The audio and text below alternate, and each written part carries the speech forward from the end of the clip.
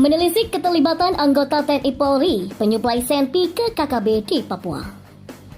Kapolresta Pulau Ambon dan PPLAC Maluku Kombes Polisi Leo SN Simatupang dalam konferensi pers di Ambon pada Selasa kemarin menjelaskan, sebanyak 3 personel Polri dan TNI ditangkap lantaran ketahuan terlibat dalam dugaan penjualan senjata api kepada kelompok sipil bersenjata atau disebut pemerintah dengan kelompok kriminal bersenjata atau KKB Papua.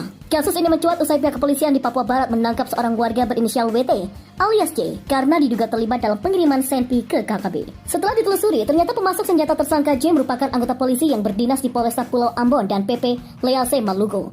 Mereka masing-masing berinisial SHP alias S dan MRA. Berdasarkan hasil penyelidikan yang bersangkutan sudah 2 kali menjual senjata api ke KKB, kata Kombes Leo. Dari kasus tersebut, setidaknya ada 1 senjata laras pendek berjenis revolver dan senjata api rakitan laras panjang berjenis SS1 yang diperjualbelikan. Berdasarkan keterangan polisi, tersangka S mengaku tidak mengetahui bahwa senjata yang dibeli oleh WT di Papua Barat akan didistribusikan kepada KKB. S pun lantas menjual senpi laras panjang yang dibelinya dari orang lain itu dengan mematok harga yang tinggi. Tersangka S membeli senpi rakitan laras panjang jenis SS1 dari masyarakat seharga 6 juta, lalu dijual kepada WT seharga 20 juta rupiah, ungkap Leo. Sementara senjata revolver yang merupakan milik tersangka MRA didapatkan dari pihak yang hingga saat ini belum dapat diungkapkan oleh kepolisian. MRA menyerahkan pistol revolver ke seorang warga sipil berinisial SN, kemudian barang itu diserahkan ke tersangka J beserta 7 butir peluru.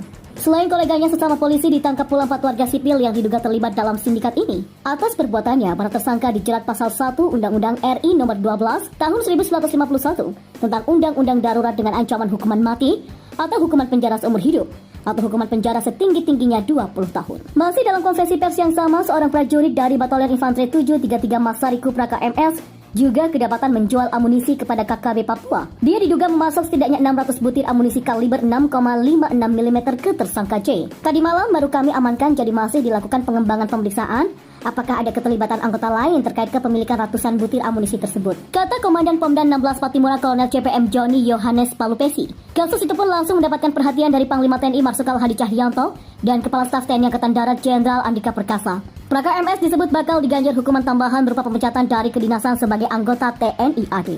Kasus yang melibatkan anggota TNI itu pun masih dikembangkan. Pasalnya pihak Pomdan Patimura tak mempercayai banyaknya jumlah amunisi yang berhasil dikumpulkan tersangka Praka MS. Joni pun curiga ratusan amunisi itu tak mungkin hanya dari tersangka MS saja. Adapun tim Markas Besar Kepolisian RI Mabes Polri saat ini juga masih mengembangkan kasus yang diduga turut melibatkan personel dari Korps Bayangkara. Kepala Biro Penerangan Masyarakat atau Karopenmas Polri Brigadir Jenderal Rusdi Hartono mengatakan polisi masih mendalami indikasi keterlibatan pihak-pihak lain dalam sindikat jual beli senjata ke KKB tersebut. Untuk sementara, lanjut Rusdi, ada 2 anggota polisi yang ditangkap dan diduga jadi perantara dalam perkara jual beli senjata tersebut. Kapolri Jenderal Listio Sigit Prabowo sendiri telah melontarkan ultimatum ke jajarannya agar tak berurusan dengan perbuatan hukum, apalagi memasok senjata kepada KKB. Dia pun menegaskan tidak akan mempertahankan personel yang telah mencoreng Korps Bayangkara yang kini di bawah kepemimpinannya.